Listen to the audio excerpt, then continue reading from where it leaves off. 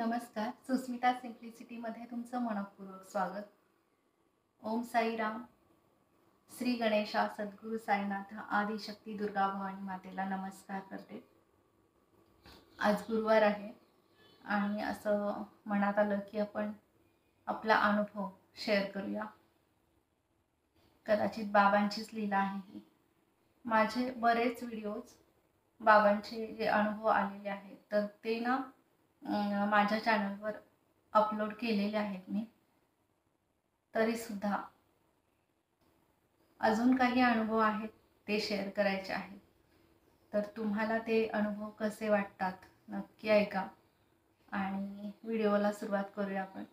तर जेव्हा आपल्याला परमेश्वरावरती पूर्णपणे श्रद्धा असते, जेव्हा आपली परमेश्वरावरती संपूर्ण श्रद्धा असते आणि म्हणजे काहीच माहिती नसतं आपल्याला गुरूंच्या बद्दल, काय ज्ञान कसं घ्यायचं, कोणाकडून घ्यायचं, ह्या गोष्टी अजिबात जेव्हा माहिती नसतात आणि आपली फक्त आणि फक्त परमेश्वरावर श्रद्धा असते, तेव्हा परमेश्वर तुमच्यासाठी योजना करत असतो की तुम्हाला एखादा अशा सद्गुरूंची भेट घडवून देण्याची योजना ही परमेश्वराची असते. आणि तसंच माझ्याही बाबतीत असेच अनुभव आलेले आहेत.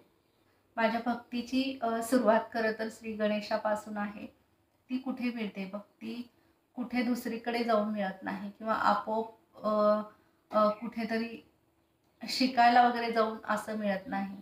तर ती आपल्या आतमध्ये असते. भक्तिरूपी परमेश्वराबद्दलचं भक्तिरूपी प्रेम हे आपल्या आतच असतं.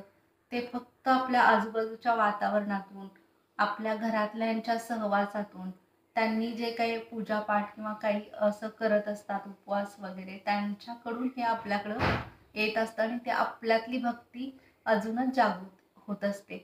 तर माझ्याही बाबतीत हा प्रवास असाच झालेला आहे. आणि आमचं कुटुंब खूप मोठं असल्यामुळं माझे आजी आजोबांपासून आई वडील, काका काकू, आत्या, ह्या सगळ्या मावशी वगैरे सगळेच म्हणजे आपापल्या पद्धतीनं जी उपासना करत आले आत्तापर्यंत. माझ्या लहानपणी ज्या गोष्टी मी पाहिलेल्या आहेत, बघितलेल्या आहेत, अनुभवलेल्या आहेत आणि त्याच गोष्टी माझ्याकडे ह्या सगळ्या कुटुंबातल्या माणसांच्या माध्यमातून जागृत झालेल्या आहेत आणि त्या मला अनुभवायला मिळाल्या. तेच वातावरण मला भक्तिमय मिळालं, त्यामुळं हा माझा भक्तिमय प्रवास सुरू झाला. आणि श्री गणेशाची कृपा म्हणजे माझी आई संकष्टी करायची माझ्या लहानपणी, तेव्हा मलाही ते खूप आवडायचं. म्हणजे दिवसभर सकाळपासून उपवास करायचं, दुपारी खिचडी खायची आणि त्यानंतर रात्री खूप छान जेवण करायचं.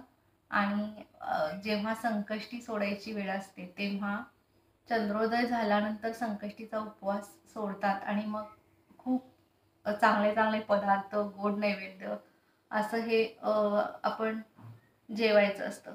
हा एवढंच मला माहिती होतं श्री गणेशाच्या बाबतीत. आणि तो उपवास कसा करायचा असतो, काय करायचं असतं हे त्यावेळी कळत नव्हतं. पण जसं माझी आई करत होती संकष्टीचा उपवास, त्याच पद्धतीनं मला तो करायला खूप आवडला. आणि आमच्या घरी असं असायचं की माझी आई करायची, त्यानंतर आमच्या शेजारी सगळे प्रत्येकजण 7-8 ताटं अशी ठेवलेली असायची पूजेसाठी चंद्रोदयाच्या. आणि संध्याकाळच्या वेळी जेव्हा चंद्रोदय असायचा तेव्हा प्रत्येकजण आपापलं ताट आणि नैवेद्याचं ताट असं 2 ताट घेऊन जेव्हा चंद्रोदय होतो ना त्यावेळी चंद्राला ओवाळायचं आणि नैवेद्य दाखवायचं आणि ते नंतर आपण जेवायचं. हा जो प्रकार होता ना तो मला खूप आवडायचा त्यावेळी लहान असताना. आणि त्यामुळे मलाही संकष्टीचा उपवास करण्याची सवय लागली आणि त्या श्री गणेशापासून माझी भक्तीची सुरुवात झाली. आणि श्री गणेशच बाबांच्या रूपात मला गुरु म्हणून लाभलेले आहेत आणि त्यांनी हा माझा प्रवास असा करून घेतलेला आहे. तर मला ह्या गोष्टी उपवासाबद्दल किंवा उपवास का करतात किंवा संकष्टीचा उपवास कसा करायचा असतो, काय करायचं असतं, काहीच माहिती नव्हती. मग मी असं ठरवलं की म्हणजे लग्नानंतर ठरवलं की हे काय आहे तर ते आपण त्याचं हे करायला पाहिजे, आपल्याला कळल्या पाहिजेत ह्या गोष्टी की काय आपण का करतोय उपवास किंवा कशासाठी करतो, काय उपवासाचं हे महात्म्य काय आहे, ह्या गोष्टी आपल्याला कळायला हव्यात. म्हणून गणेश पुराण ग्रंथ वाचायला सुरू केला. आणि मग गणेश ग्रंथ पुराण वाचल्यानंतर मला काही गोष्टी कळायला लागल्या, अनुभव यायला लागले. आणि मग त्यानंतर हा प्रवास माझा सुरू झाला. आणि त्यानंतर बाबांचा पहिला अनुभव मला कसा आला होता मी तुम्हाला सांगते. तेव्हा मला माहिती पण नव्हतं की म्हणजे बाबा साईबाबा मला काहीतरी सांगत आहेत आणि ते माझ्या बाबतीतलं सत्य आहे हे मला त्यावेळी अजिबात कळलं नव्हतं. नंतरही मी त्याचा विचार केला नव्हता. पण खरोखर तो जेव्हा अनुभव आला त्यावेळी मात्र मला खूप आठवले ते प्रसंग. तो ज्यावेळी हायस्कूलला होते तेव्हाचा हा प्रसंग आहे. आणि अशीच दारामध्ये बसले होते खुर्ची टाकून. अंगण खूप मोठं होतं आमचं, त्यामुळं अंगणात खुर्ची टाकलेली होती. समोर तुळशी वृंदावनाच्या समोरच बसले होते मी. आई आणि काकू वगैरे आत होत्या. आणि एक असे बाबा आले आणि म्हणाले की त्यांचा वेश कसा होता माहिती आहे का, त्यांचं धोतर होतं घातलेलं, पांढरं धोतर होतं आणि कोटसारखा एक कोट घातलेला होता, वरती टोपी होती आणि हातात त्यांच्या डमरू होतं, छोटं असं डमरू होतं आणि ते वाजवत होते. आणि मी म्हटलं कशाला वाजवता एवढ्या मोठ्याने. मग त्यांनी वाजवायचं थांबवलं आणि मला म्हणाले की तुला माहिती आहे का. मी म्हटलं काय माहिती आहे. तर ते म्हणाले की काही दिवसानंतर तुझं लग्न होणार आहे. तर मग मी म्हणाले ठीक आहे. तर ते म्हणाले की तुला पटत नाही का मी जे काय सांगतोय ते. मी म्हटलं पटत नाही असं काही नाही म्हटलं. तर ते म्हणाले हे माहिती आहे का तुला कुठं होणार आहे लग्न, कोणत्या गावात होणार आहे. तर मी म्हटलं कुठं होणार आहे सांगा. तर ते म्हणाले नाही तू ओळख कुठं होणार आहे. मी तुला सांगतो की अगदी जवळचं ठिकाण आहे, तुझ्या गावापासून अगदी जवळचं ठिकाण आहे. तर मी म्हणाले की जवळचं ठिकाण म्हणजे कुठलं असेल तर कोल्हापूर. ते म्हणाले की नाही कोल्हापूर नाही. मग मी म्हणाले सांगली. तर ते म्हणाले की नाही सांगली पण नाही. मग मी म्हटलं तर ते म्हणाले की अजून ह्याही पेक्षा जवळचं गाव आहे ओळख. मी मग काय केलं की शिरोळ तालुक्यामध्ये जेवढी मला माहिती असलेली गावं होती त्या सगळ्यांची नावं घेतली आणि त्यांना सांगितली. तर ते म्हणाले नाही हे सुद्धा नाही, याही पेक्षा अगदी जवळचं गाव आहे तुझं. मी म्हटलं आता मला तर काही ओळखत नाही म्हटलं. आणि मी खरंच म्हणजे आत्ता जे माझं सासर आहे ते नाव घेतलेलं नव्हतं, कारण ते माझ्या लक्षातही कधी नव्हतं आणि कधी वाटलंही नव्हतं की म्हणजे इतक्या जवळ माझं सासर असेल हे मला काही म्हणजे मी कधी कल्पना पण केली नव्हती. जास्तीत जास्त जवळ म्हणजे कोल्हापूर इतकंच बस. आणि मग त्यानंतर त्यांनी मला खूप काही गोष्टी सांगितल्या, बऱ्याच गोष्टी सांगितल्या. आणि ते म्हणाले बघ तुझ्या बाबतीत हे असंच सगळं होणार आहे. तर मी म्हटलं ठीक आहे. तुम्ही कुठे राहता म्हटलं मी. तर ते म्हटले मी विशाळगडला राहतो, पण तू माझा शोध घेऊ नकोस म्हणाले. आणि पुढं गेले आणि मग मी त्यांच्याकडे बघतच राहिले. मग ते पुढे चालले होते आणि परत एकदा त्यांनी फिरून माझ्याकडे बघितलं. मला त्याचा अर्थ काहीच कळला नाही, पण मी त्यांच्या चेहऱ्याकडे तेव्हा बघितलं तेव्हा मला माझ्या आजोबांचा चेहरा त्यांच्यामध्ये दिसला होता. आणि मी म्हटलं काय हा प्रकार आहे. पण ते जेव्हा सांगत होते तेव्हा माझ्या अजिबात लक्षात आलं नाही काहीच. आणि मग ते निघून गेले आणि असं सगळं सांगितलं. माझे काकू पण तिथं होत्या, मग त्यांनी पण ऐकलं ह्या गोष्टी. आणि त्या म्हणाल्या बघ कदाचित असं असू शकते. आणि त्यांनी जे काही सांगितलेलं आहे ते मी म्हटलं ठीक आहे बघूया आता म्हटलं काय होतंय. आणि असं म्हटलं आणि सगळं सोडून दिलं गोष्टी आणि त्यानंतर काही दिवसानंतर खरंच माझ्या आयुष्यात त्यांनी ज्या गोष्टी सांगितलेल्या होत्या तशाच घडलेल्या आहेत. आणि आणि मी जे नाव घेतलं नव्हतं तर ते नाव होतं जयसिंगपूर. शिरोळच्या अगदी जवळचं ठिकाण जयसिंगपूर. म्हणजे त्यांनी एक सांगितलं होतं की तू माझा शोध घेऊ नकोस. मला त्यावेळी ह्या वाक्याचा अर्थ काही कळला नाही आहे. म्हटलं जाऊ दे, असंच म्हटले असतील म्हटलं, आणि मी विसरून गेले त्या गोष्टी. पण घडल्या मात्र माझ्या आयुष्यामध्ये. त्यांनी ज्या गोष्टी मला सांगितल्या होत्या त्याच गोष्टी घडल्या. पण तेव्हा मला याची अजिबात कल्पना नव्हती की बाबा साईबाबा माझ्या बाबांच्या रूपात येऊन मला तिथं त्यांनी मला असं सगळं माझं भविष्य सांगितलेलं होतं की कसं होणार, काय होणार, त्यांनी अगदी बरोबर सांगितलेल्या होत्या. आणि सगळ्या गोष्टी तशाच घडत गेल्या माझ्या आयुष्यामध्ये. आणि हा माझा पहिला अनुभव होता ज्यावेळी मला बाबांच्याबद्दल काहीच माहिती नव्हती. आणि हा अनुभव मला केव्हा आला होता बाबांचा, तर हा अनुभव आला होता म्हणजे मी हायस्कूलला असताना माझे वडील तेव्हा शिर्डीला जाऊन आले होते. आणि शिर्डीला ते जाऊन आल्यानंतर काही दिवसांनीच तसा अनुभव मला आला होता. पण मला ह्याची थोडीशी सुद्धा कल्पना नव्हती की साईबाबा ह्या रूपात येऊन मला काहीतरी सांगतील. आत्ता मी विचार करते तेव्हा मला खूप आश्चर्य वाटते ह्या गोष्टीचं. आणि मी प्रत्येक क्षण त्यांचा चेहरा आठवते आणि बाबांना आठवते, साईबाबांचं स्मरण करते.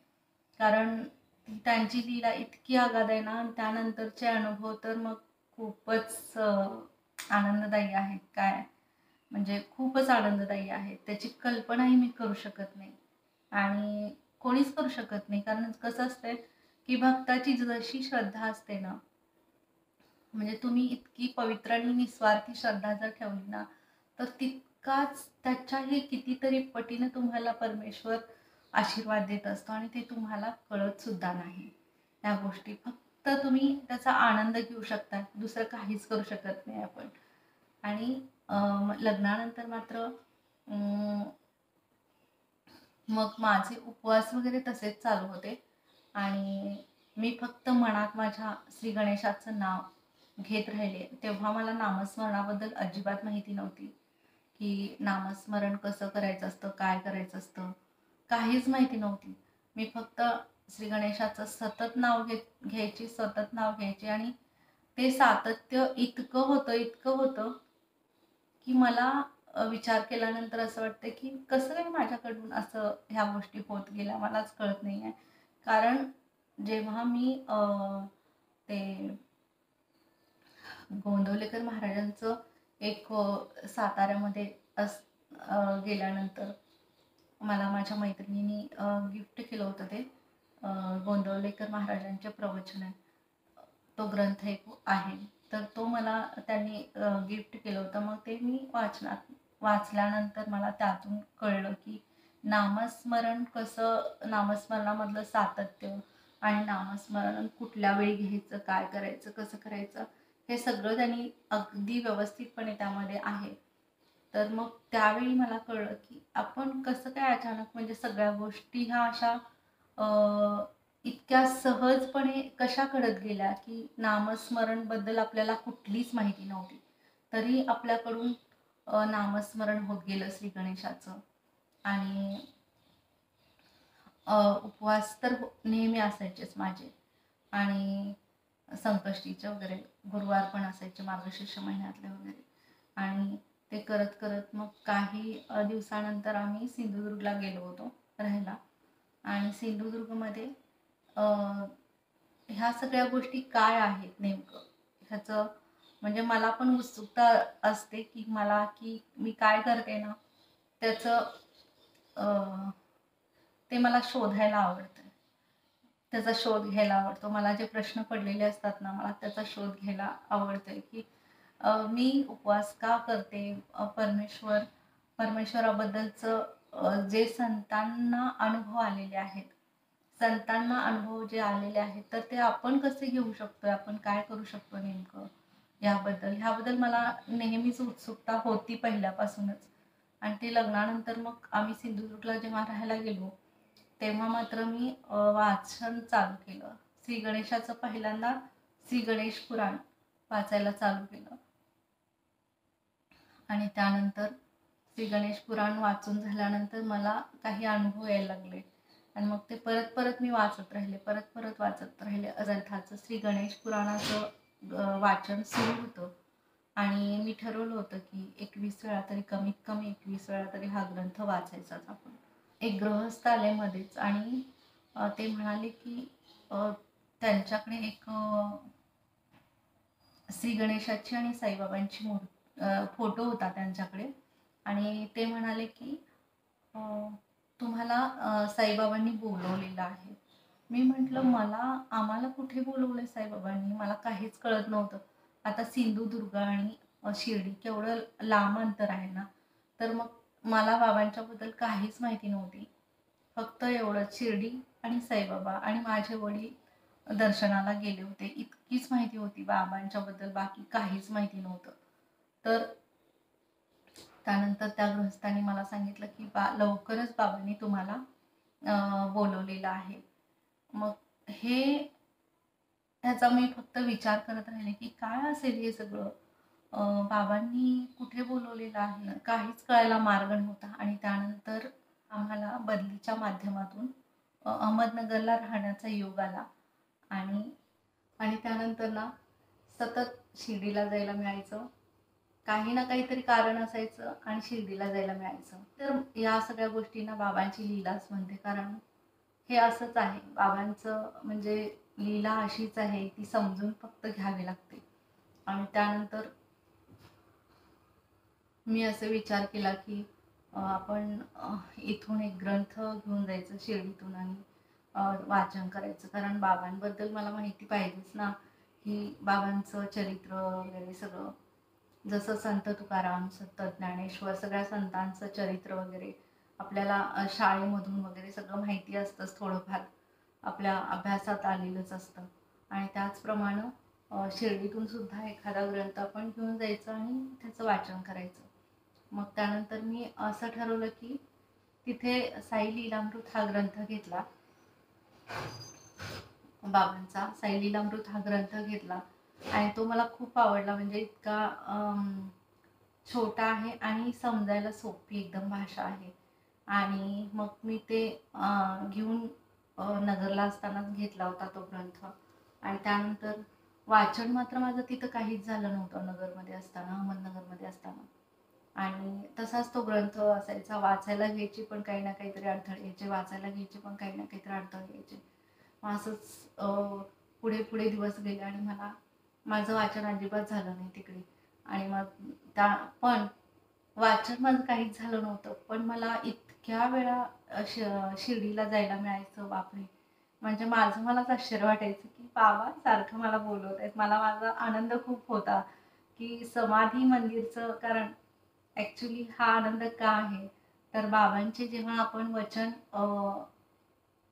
वचनांचं वाचन करतो किंवा त्यांचे वचनवर विश्वास ठेवतो आपण आणि त्याचा जो आपल्याला अनुभव येतो ना, तो इतका भारी आहे ना, तो फक्त आनंद अनुभवच घ्यावा लागतो. आणि बाबांनी सांगितलेलं आहे, पहिल्याच वचनात सांगितलेलं आहे की शिर्डीचं ज्याचे लागतील पाय, टळती अपाय सर्व त्याचे. माझ्या समाधीची पायरी चढेल, दुःख हे हरेल सर्व त्याचे. जरी हे शरीर गेलो मी टाकून, तरी मी धावेन भक्तांसाठी. नवसास पावेल माझी समाधी, धरा दृढ बुद्धी माझ्या ठाई. नित्य मी जिवंत जाणा हेची सत्य, नित्य घ्या प्रचित अनुभवे. शरण मज आला आणि वाया गेला, दाखवा ऐसा कोणी. जो जो मज भजे, जैसा जैसा भावे, तैसा तैसा पावे मीही त्यासी. तुमचा मी भार वाहीन सर्वथा, नवे अन्यथा वचन माझे. जाणा येते आहे सहाय्य सर्वासर्व, मागे जे जे त्यास ते लाभे. माझा जो जाहला काया वाचा म्हणा, तयाचा मी ऋणी सर्व काळ. साई म्हणे तोची झाला धन्य धन्य, झाला जो अनन्य माझ्या पायी. म्हणजे इतके सुंदर वचन आहेत ना बाबांचे. 11 वचन आहेत आणि त्या साई लीलामृत या ग्रंथामध्ये हे शेवटच्या पानावरती हे सगळे 11 वचन आहेत. तर ते वाचून नियमित वाचनानं मला आता सहज म्हणता येतात. तर तेच इतके सुंदर आहेत ना की मग म्हटलं आता बाबांचा ग्रंथ किती म्हणजे मला त्यावेळेला वाचायलाच मिळालं नाही. पण मग त्यामुळं मला खूप आनंद व्हायचा ह्या गोष्टीचा, की आपण आपल्याला हे तरी म्हणजे वाचन तरी आहे ना, वचनांचं वाचन तरी आहे. ग्रंथ नाही वाचायला मिळाला. कारण का कुणास ठाऊक बाबांचं फक्त मला तिथे दर्शनाचा लाभ व्हायचा. खूप म्हणजे सतत जायला मिळायचं. 8-10 दिवसांनी, आठवड्यातून कधी-कधी 2 वेळा असं आम्ही सतत जायचो शिर्डीला. आणि तो एक आनंद सोहळा माझा खूप वेगळा होता. आणि त्यानंतर 3 वर्षानंतर आम्ही साताऱ्यामध्ये आलो बदलीच्या निमित्ताने. आणि मग साताऱ्यामध्ये आल्यानंतर मला काही दिवस गेल्यानंतर खूप वाईट वाटलं, की अरे आपण शिर्डीला सारखं जायला मिळत होतं अहमदनगरला असताना, आणि आता कुठे मिळणार आपल्याला शिर्डीला जायला. आणि कारण पुणे, मग अहमदनगर, मग शिर्डी असा खूप मोठा प्रवास आहे. आता म्हटलं बाबांची इच्छा म्हटलं, आणि बाबांच्यावर सगळं सोपवून दिलं. म्हटलं आता बाबा मला नाही माहिती मला कधी शिर्डीला यायला मिळणार आहे, कसं काय सगळं होणार आहे मला नाही माहिती म्हटलं, आणि तुमच्यावर सगळं आहे म्हटलं. आणि त्यानंतर काही दिवसानंतर आणि तिथे पण खूप मला अनुभव आले. आणि त्यानंतर मी बाबांवरती सोपवलं, की म्हणजे जेव्हा ग्रंथ वाचायला चालू केला ना, तेव्हापासून इतके सुंदर अनुभव यायला लागले, की बापरे! म्हणजे मी कधीच कल्पना केलेली नाही असे अनुभव मला यायला लागले. आणि त्यानंतर बाबांना म्हटलं मी प्रार्थनेच्या माध्यमातून, की बाबा म्हटलं मला शिर्डीला तर यायला मिळत नाही आहे, कारण खूप तासांचा प्रवास आहे हा. आणि आता मी साताऱ्यामध्ये कुठे मंदिर आहे मला काहीच माहिती नाही आहे, आणि तुम्ही मला मार्ग दाखवा म्हटलं मला, कारण तुमच्या दर्शनासाठी यायचं आहे म्हटलं. मग मी त्यांच्यावरच सोपवलं. आणि योगायोगाने माझ्या मुलीच्या क्लासमधले फ्रेंड्स आहेत, तर त्यांचे मम्मी वगैरे त्यांची पण माझ्याशी ओळख झाली. आणि अशीच मैत्रिणी पण मिळाल्या या माध्यमातून, मुलांच्या माध्यमातून त्यांच्या आई वगैरे ह्या माझ्या मैत्रिणी झाल्या. आणि त्यानंतर त्यांच्या ओळखीतून मग कारण ते पण साईभक्तच, त्या मैत्रिणी मिळाल्या ते पण साईभक्त. आणि मग त्यांनी मला एकदा त्यांच्याबरोबर गेले, आणि आम्ही जिथं राहत होतो तिथून अगदी जवळ 10 मिनिटाच्या अंतरावर बाबांचं मंदिर होतं, आणि ते मला अजिबात माहिती नव्हतं. मग असंच मैत्रिणींबरोबर मी तिथे जायची मंदिरला वगैरे. आणि मग तिथे बाबांचा माझा पूर्ण ग्रंथ वगैरे वाचून झाला, साई लीलामृत झाला. आणि एकदा साताऱ्यात असतानाच साताऱ्यामध्ये जानेवारी महिन्यामध्ये खूप मोठं प्रदर्शन भरतंय जिल्हा परिषदच्या ग्राउंडवरती. साताऱ्यामध्ये असताना प्रत्येक वर्षी साताऱ्यामध्ये जानेवारी महिन्यामध्ये ग्रंथ महोत्सव असतो. तर असंच एकदा मी आणि माझी मैत्रीण आम्ही गेलो होतो. आणि जाण्यापूर्वी मी बाबांना एकच सांगितलं, की बाबा आता मला असं एखादं छान वाचनासाठी असं पुस्तक पाहिजे, की ज्यातून मला अजून चांगले अनुभव येतील आणि चांगलं ज्ञान मिळेल. तर मग आणि म्हटलं ते मला पाहिजेच, मला बाकीचं काही माहिती नाही. आणि अशी प्रार्थना करून गेले घरी. आणि ग्रंथ महोत्सवमध्ये खूप शॉप्स असतात तिथे, की इतके मोठमोठे ग्रंथ असतात, कितीतरी लोक आलेले असतात, इतकी पुस्तकं असतात. आता आणि तेही मी बाबांना सांगितलं, की इतक्या सगळ्या पुस्तकांमधून मला असं एकच पुस्तक पाहिजे, की ज्यामुळं अजून मला आनंदानुभवाचा प्रचिती येईल. तर ते तुम्ही मला हे म्हणजे मला तुम्हीच यामध्ये ते पुस्तक घेण्यासाठी तुम्हीच प्रेरणा देणार आहे म्हटलं, मला बाकीचं काही माहिती नाही असं बाबांना मी सांगितलं. आणि घरातूनच निघताना प्रार्थना केली बाबांची. आणि गेले. आणि गेल्यानंतर आम्ही खूप फिरलो सगळीकडे. इतके छान सुंदर ग्रंथ आणि खूप सगळे पुस्तकं, सगळे इतकं म्हणजे बघून आता मला काहीच सुचत नव्हतं. की बाबांना म्हटलं, की बाबा एवढ्या सगळ्या ज्ञानाच्या महासागरात मी मला हवं असलेलं मला ज्ञान, मला जास्तीत जास्त अजून अनुभव आणि आनंद देणारं पुस्तक मी कसं शोधणार आहे? आता तुम्हीच बघा म्हटलं काय ते. आणि मी अशीच बोलत असते बाबांशी. आणि मग त्यानंतर आम्ही म्हणजे मी प्रार्थनेच्या माध्यमातून असंच बोलत असते, सहज माझी प्रार्थना असते आणि बाबांना सहज प्रार्थनाच करत असते मी नेहमीच. म्हणजे ज्यावेळी जे वाटते ना ते तिथं बाबांच्या जवळ जाऊन बोलायचं. आणि तर आम्ही असंच फिरत फिरत असं शेवटी म्हटलं जायचं वेळ आली. फिरून सगळीकडे फिरलो, खूप पुस्तकं बघितली, खूप पुस्तकं बघितली. काहीच म्हणजे असं पटकन घ्यावं असं काहीच वाटत नव्हतं. आणि आता म्हटलं काय करायचं बाबा, शेवटच्या टप्प्यावरती म्हणजे आम्ही जाणार होतो, आता निघणारच होतो. तर मग म्हटलं आता शेवटी एक छोटी दुकानं एक दोन होती तिथं, त्या दुकानांमध्ये जाऊन आपण बघूया म्हटलं. मी माझ्या मैत्रिणीला सांगितलं की तिथे आपण जाऊन बघूया म्हटलं. आणि मग आम्ही दोघी तिकडे गेलो. आणि तिथं गेल्यानंतर ना असं त्यांनी खूप पटापट पुस्तकं वगैरे आमच्या समोर टाकायला चालू केली. हे बघा, हे असं आहे, ते तसं आहे, हे असं आहे, ते तसं आहे. आणि त्यानंतर मग त्यांनी खूप असे आमच्यासमोर एकापेक्षा एक ग्रंथ, एकापेक्षा एक हे सगळे पुस्तकं चांगले चांगले ठेवले. आणि म्हणाले बघा तुम्हाला कुठले आवडतात, हे अजून नवीन आलेलं आहे, हे असं आहे तसं आहे असं सांगायला लागले. म्हटलं बाबा लास्ट आम्ही आता ह्या दुकानात आलो आणि इथून आता आम्ही घरी जाणार आहे. म्हटलं मला लवकर एखादं चांगलं प्लीज म्हटलं पुस्तक मिळू दे वाचायला. आणि असं म्हणून असं म्हटलं तोपर्यंत ना त्यांनी एक पुस्तक असं, हा हे एकच प्रत राहिले बघा म्हटले. आणि हे आहे साईबाबांचं दिव्य संदेश हे पुस्तक आहे. आणि तर ते एकच आहे, एकच प्रत राहिलेली आहे याची. तर मग नेमकं ते एकच प्रत होतं, ते मला पण आवडलं आणि माझ्या मैत्रिणीला पण आवडलं. आणि आम्ही दोघी पण म्हणालो की नाही नाही बघा, तुम्ही शोधून बघा, आम्हाला दोघींसाठी पण ते पाहिजे.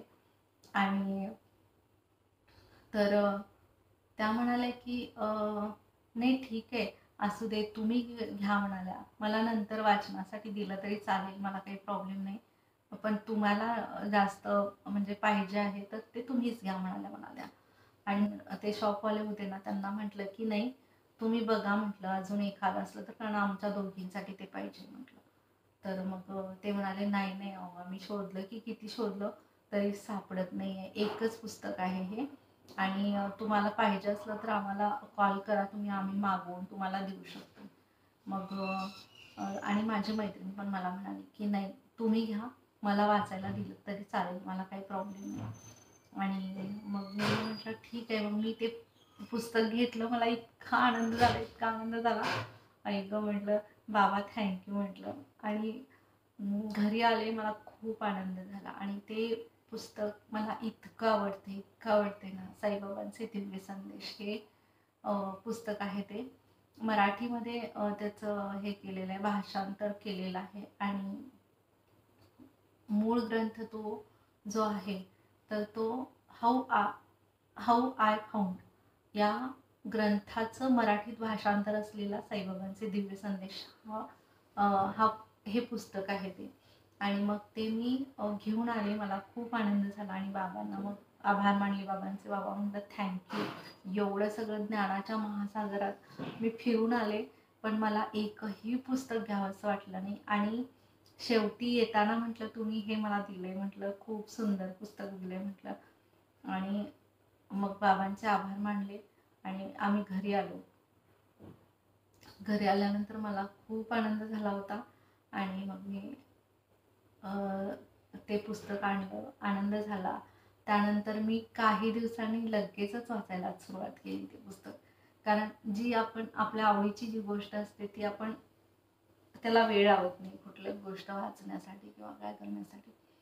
तर मग ते मी वाचायला चालू केलं.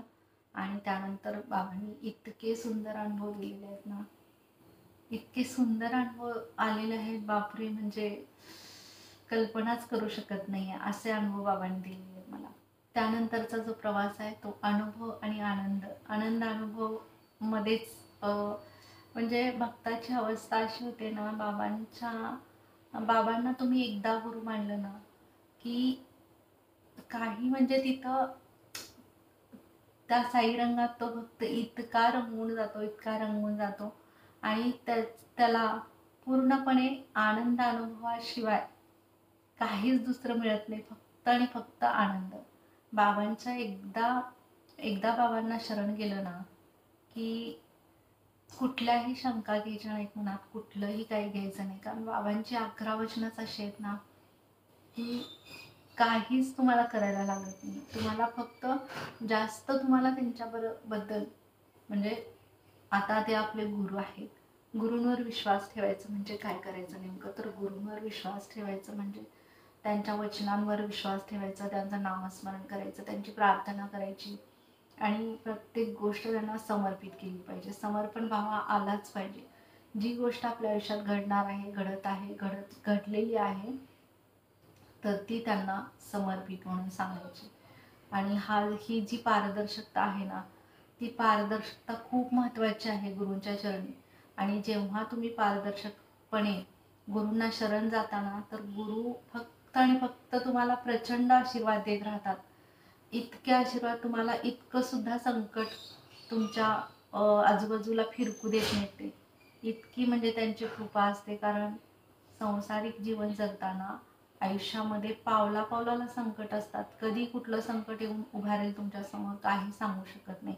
पण तुमच्या सोबत जर तुमचे गुरु असतील ना, तर तुम्हाला कोणतीही भीती बाळगण्याचं काहीच कारण नसते. फक्त त्यांचं नाव घेत राहा आतून आणि त्यांची कृपा बघा.